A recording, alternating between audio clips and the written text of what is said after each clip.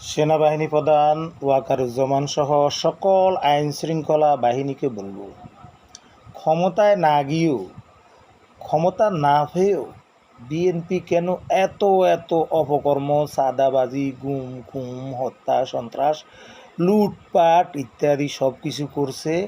চাঁদাবাজি, সন্ত্রাসী, মাস্তানি, বিভিন্ন সুদ ঘুষের যে জায়গাগুলো আছে এগুলোতে বসে গেছে।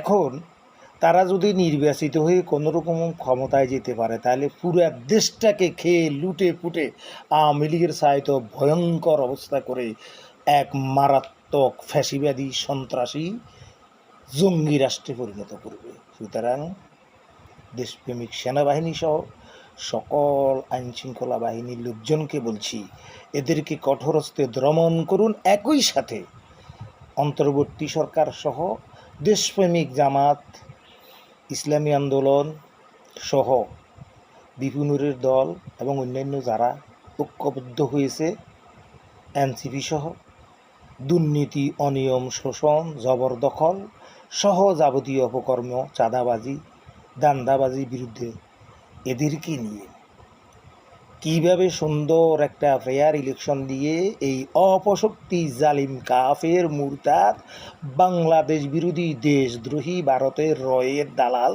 বিএনপিকে চিরদিনের জন্য ক্ষমতা থেকে বিদায় করা যায়, সেই প্রচেষ্টা চালান।